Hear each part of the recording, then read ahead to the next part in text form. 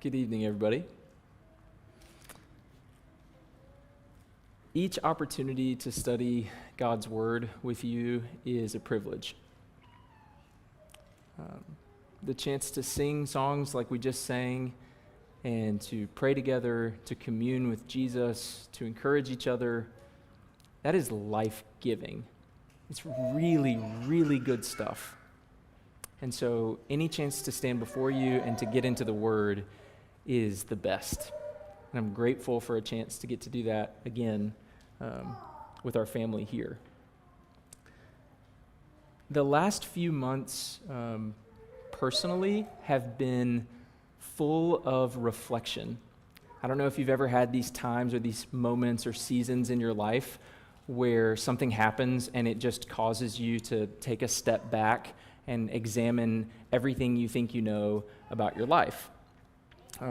But that's what the last few months have been for us personally. In March, Sarah and I hit 5 years of marriage, which is not a long time when Bob and Jane Austen were married for 66 years, but that's the longest we've ever been married, and so it feels really long. We've also been in Nashville and at Woodland Hills for 5 years. We hit that in May. And we have loved every second of it. It's been awesome. I turned 30 in May, and then in 8 days, Ellis turns 1 year old. So any one of those things could make you stop and consider and think wow, okay, let's take stock of where we are in our life. But all of those things have kind of culminated here recently. They all feel significant for different reasons.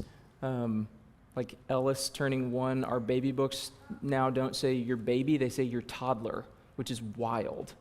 But the other birthday of turning 30 feels significant to me, not because of an existential crisis or being afraid of aging, but instead because there's a smack ton of examples of people in the Bible who were doing really big things at 30.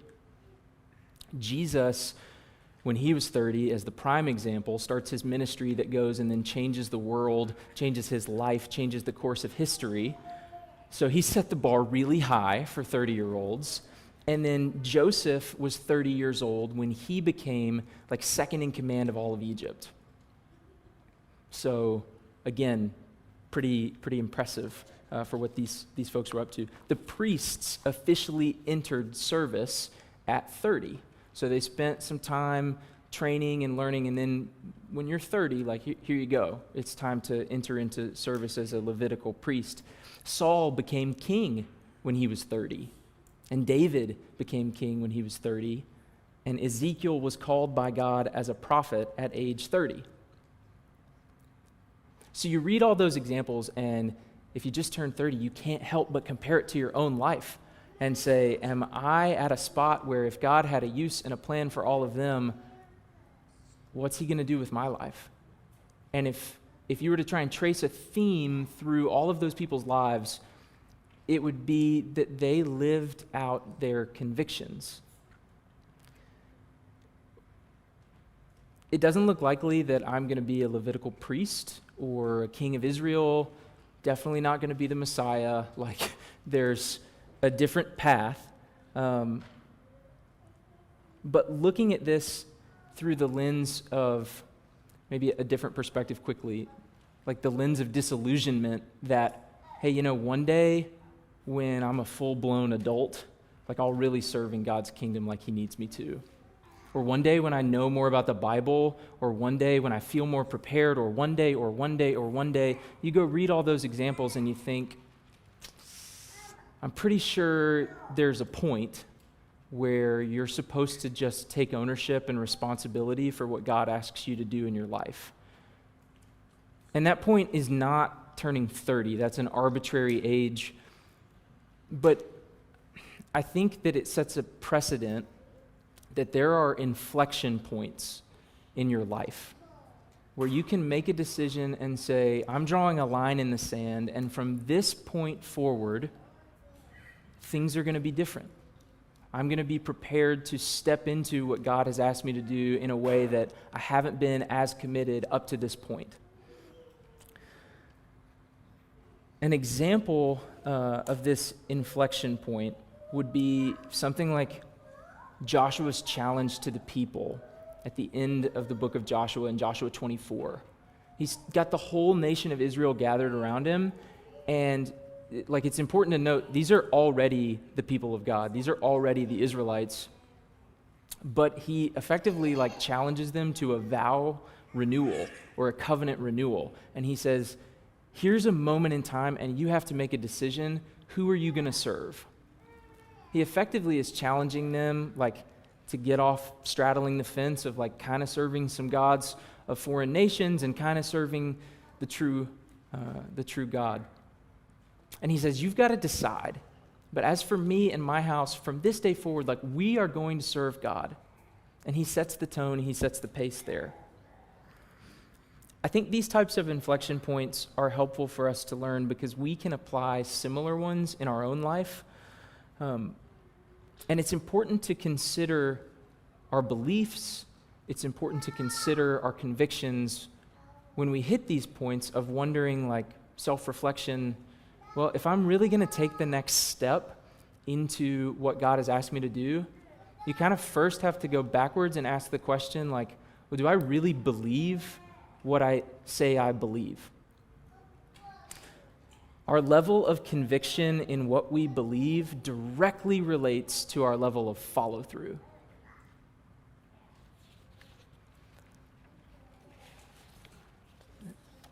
If you don't believe in Jesus at all and that you need to follow his lead for your life, very simply, you are not going to follow him if you don't believe you need to. Your level of conviction would say, I don't think that's something I need to execute on. If you kind of believe that you need to follow Jesus, then you're kind of going to follow him. It'll be inconsistent.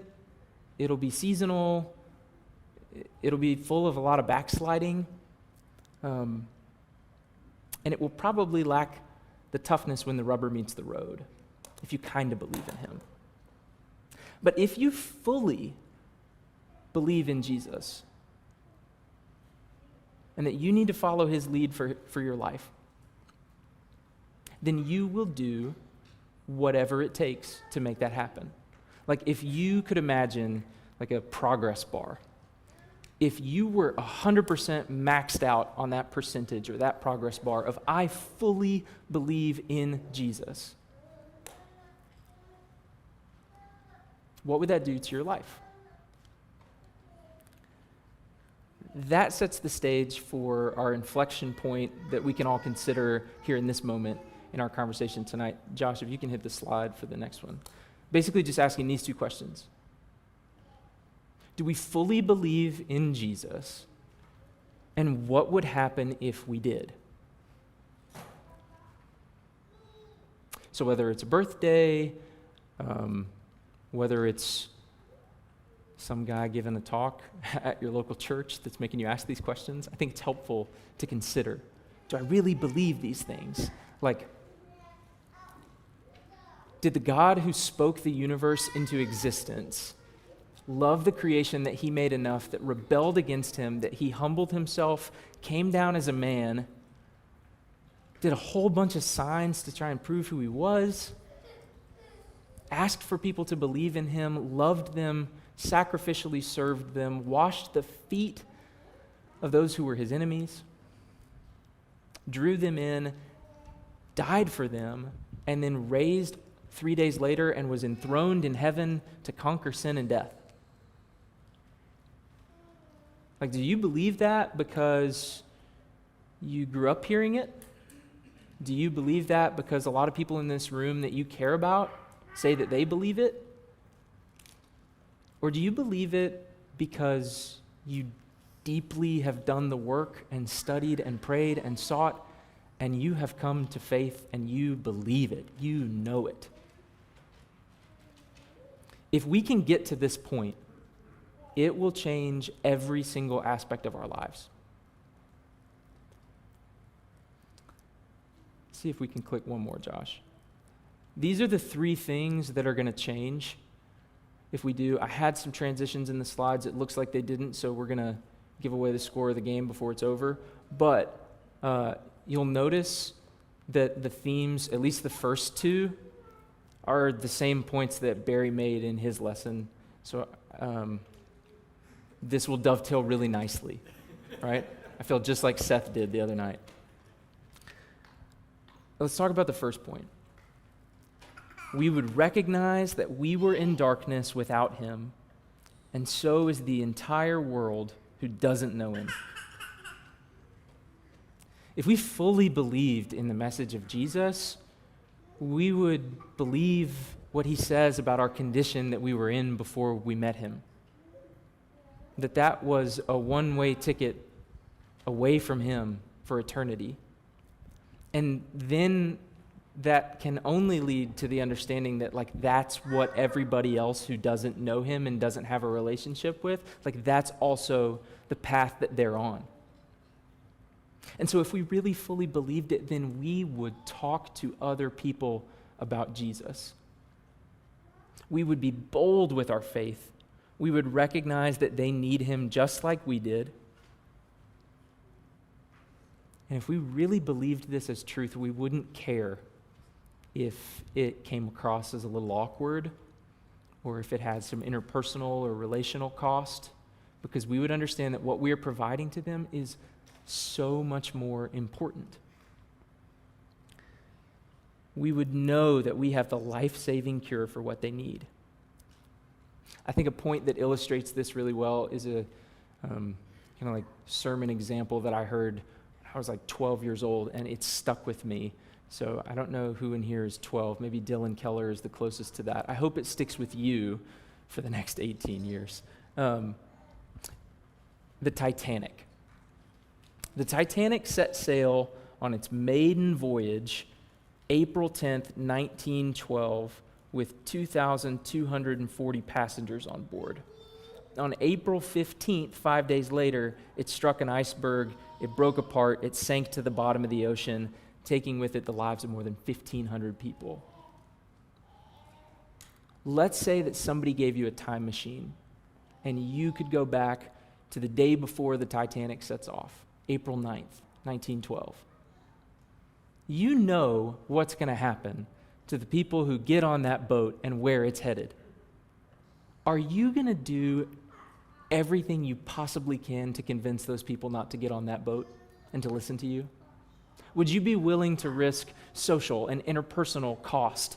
You wouldn't care if they thought you were a lunatic. You would say, you cannot get on this boat and expect to live.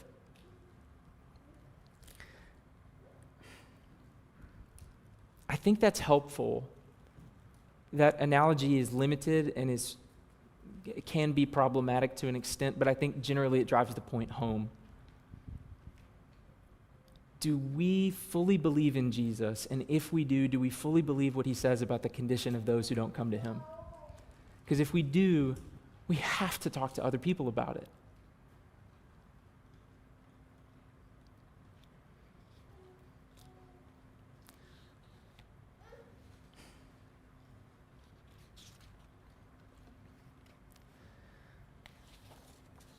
We probably wouldn't go back in that analogy and try to live a life that's a good example and hope that they catch the drift.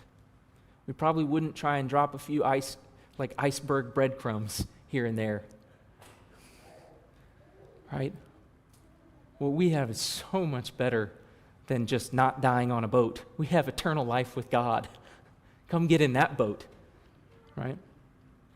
So if we don't tell people about it, do we really believe it? Is there a conviction gap between what we say we believe and what we actually believe? Because if we really believe it, we'll do it. The next point. If we fully believed in Jesus, what would happen if we did? He would be the most important thing in our life. Barry touched on this again this morning. If we were fully bought into the saving power of the gospel and the truth that the world is passing away and the validity of what Ecclesiastes says, that anything under the sun that you're seeking contentment with is chasing after the wind and it's not going to satisfy, we would seek true contentment in Jesus. We wouldn't spend our best efforts and hearts and time and lives chasing the created things instead of the Creator. This would mean He is what we delight in the very most. He is what we want to spend all of our time on. He is what we want to talk about. He is who we want to spend time with. So some questions for reflection. If we fully believed in Jesus and He was the most important thing in our life, how would that change your relationship with your job?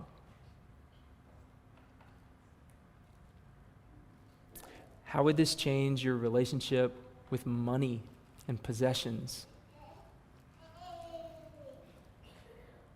How would this change your relationship with recreation and entertainment? How would this change your relationship with your family? And how would this change your relationship with Jesus? How would it look different than it does today if, to the fullest extent, we definitely believed in Him? So, sure, enjoy the days of your youth, Ecclesiastes says, and enjoy your blessings. But don't for a minute think that that's what your life is actually all about. If we fully, truly believed in Jesus, in His value, then our time and thoughts and money and effort would be spent through a lens of servanthood, and everything we do would revolve around Him. And those 2 points, the first two, we would recognize where we came from, we would recognize the implications for other people so that we would then tell them about it, and then He would just generally have the seat of being the Most High in our life as He is in reality.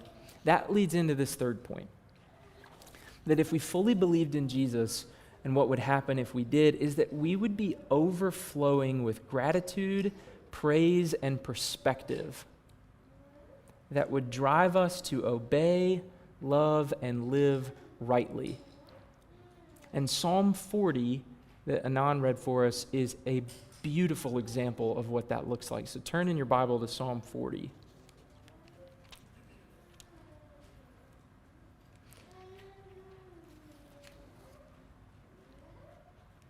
Psalm 40 is broken up maybe into like 2 big sections. There's this larger Thanksgiving section that we read, and then there's an ask for deliverance from God based off of all of these things that David has asked Him for when he's in a moment of trouble. I think it's all applicable for us today. David knows that he was down in the pit. Verse 2. He drew me up from the pit of destruction, out of the miry bog. He knows the reality that before interacting with God, he was in darkness. Later in Psalm 40, we see maybe that theme is even expanded on. If you read in verse 12, "For evils have encompassed me beyond number, my iniquities, my sins have overtaken me, and I cannot see. They are more than the hairs of my head, and my heart fails me." He recognizes that God alone has saved him and restored him, and as a result of that ownership of his sin and his humility, and then what God has done for him in pulling him out of that, he says such beautiful things, full of gratitude and praise and perspective. See if this doesn't apply to you and what God has done for you through Jesus. He drew me up from the pit of destruction, out of the miry bog, and set my feet upon a rock, making my steps secure. He put a new song in my mouth, a song of praise to our God. Many will see and fear and put their trust in the Lord. Blessed is the man who makes the Lord his trust, who doesn't turn to the proud to go astray after a lie. You have multiplied, O Lord my God, your wondrous deeds and your thoughts towards us. None can compare with you. David recognizes what God has done for him. And as a result of that, it's just like bubbling up out of him. He can't contain it.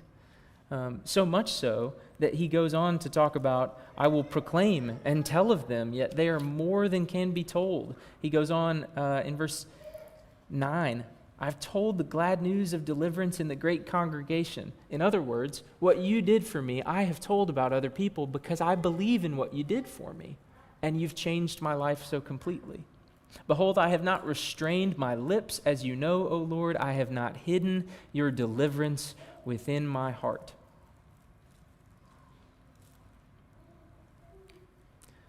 Regarding our first point, I have broken feet from my toes being stepped on so much, of the idea of hiding his deliverance within our heart. I have spoken of your faithfulness and your salvation. I have not concealed your steadfast love and your faithfulness from the great congregation. Verses 6 through 8 of Psalm 40, this in sacrifice and offering you haven't delighted, but you have given me an open ear. Burnt offering and sin offering you have not required. Then I said, behold, I have come. In the scroll of the book it is written of me, I delight to do your will, O my God. Your law is within my heart.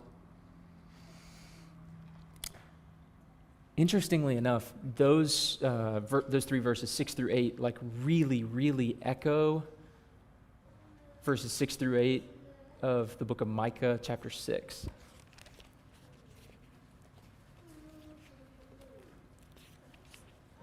Micah 6, 6 through 8. With what shall I come before the Lord and bow myself before God on high? Shall I come before him with burnt offerings, with calves a year old? Will the Lord be pleased with thousands of rams, with 10,000s of rivers of oil? Shall I give my firstborn for my transgression, the fruit of my body for the sin of my soul? He has told you, O man, what is good. And what does the Lord require of you but to do justice and to love kindness and to walk humbly with your God? Kindness there is a word that can mean kindness or faithfulness or steadfast love. And so in these two different passages, the idea here is that God has revealed what he wants our lives to look like once we know him. He doesn't want blind rule following or a heart coldly going through the motions of obedience. He wants our hearts. He wants us to do what David says in verse 8 of delighting to do his will, to act as he acts justly, to love what he loves, faithfulness and kindness, and to walk humbly with him, to have a proper relationship with him. So if we fully believe in Jesus and that he raised from the dead, then everything else he said was true too. And what he wants from us are these same things. That we would overflow with gratitude and praise and perspective, and that would drive us to want to obey him and to want to love him and to want to live rightly. Go ahead and turn in your Bibles to Mark 8. We'll wrap up with a couple passages from Mark 8 and Mark 9.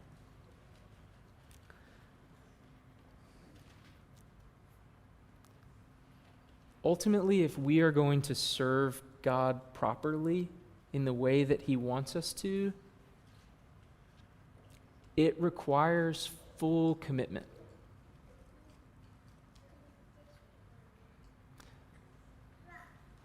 Kind of like Joshua with the choose today who you're going to serve. You don't get to choose to serve multiple options. God is either first in your life or he's not.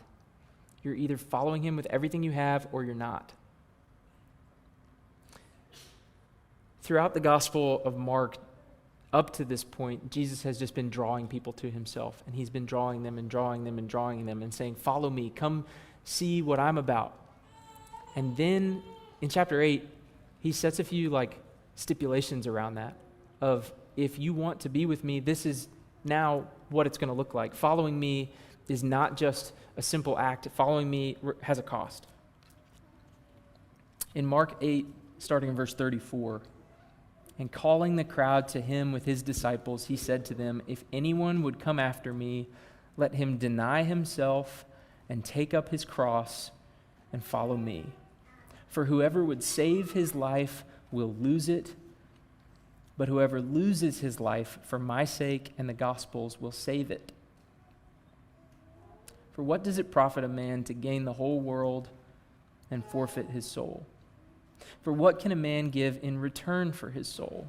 For whoever is ashamed of me and my words in this adulterous and sinful generation, of him will the Son of Man also be ashamed when he comes in the glory of his Father with the holy angels." So Jesus makes it pretty clear that if you're going to follow me, you have to be willing to completely give up your life as you know it. You can't try and hold on to other stuff. If you're going to fully believe in him, that has to dictate these other facets of your life.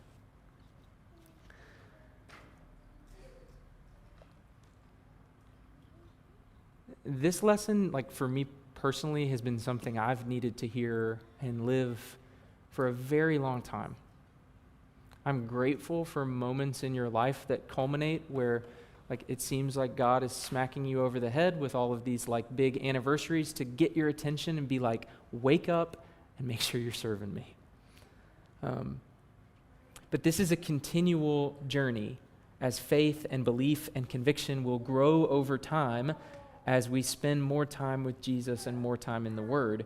And there's always going to be room to improve in closing that gap between our convictions and our actions. Sometimes sermons can step on your toes. There's elements of this where it's I have broken feet or I have amputated legs. Just preparing the idea behind this to talk about this is the most humbling thing, because I fail at this all the time. But it's really helpful to understand the proper response to God's call in our lives is not to beat ourselves up at a gap between our convictions and our actions. In the next chapter of Mark, in Mark 9, we read this account of a father who had brought his son who'd been oppressed by a demon for a long time.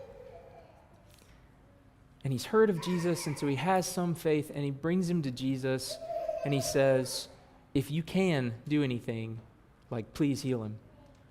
And Jesus responds with, "If I can," anything is possible to the one who believes. And this man's response has given me so much comfort. Because he says, "I believe, but help my unbelief." And man, do I feel that way sometimes. Where I recognize if I fully believed in Jesus and everything he said, my life would probably look even more different. And I would talk to more people. So I believe, but help my unbelief. And that is a prayer that we can pray an unlimited amount of times. And how Jesus responds to that is beautiful. He takes it and he recognizes that this guy isn't coming from a spirit of unbelief, of total rejection. He's just got some doubts. He's got a conviction gap. And he sees him and he looks at him and he heals his son. He welcomes him. The proper response is not beating ourselves up, but it's to give him our all, to take up our cross and to follow him. It's to believe in him and to love him. Back to Micah 6:8. Love, mercy, kindness, and faithfulness, to walk humbly with him. The one we believe in is the God who created the universe by speaking, who humbled himself to the point of coming to earth as a man and becoming obedient to the death and rising 3 days later. And if we fully believe that, hopefully our lives start to look more like this.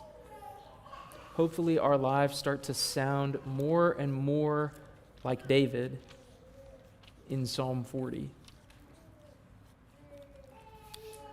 I think just for emphasis, it's appropriate to read this through one last time, and we'll read all of it, all the way down to verse 17, because I think the last thought, the way he ends it, is really poignant. And then after that, we'll sing our closing song.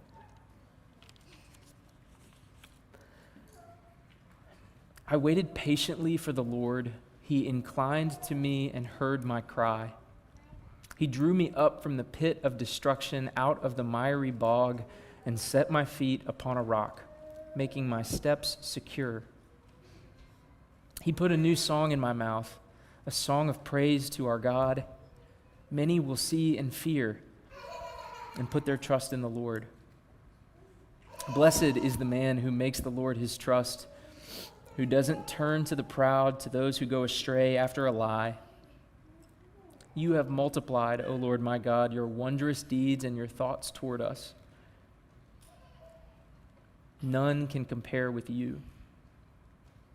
I will proclaim and tell of them, yet they are more than can be told. In sacrifice and offering you have not delighted, but you have given me an open ear.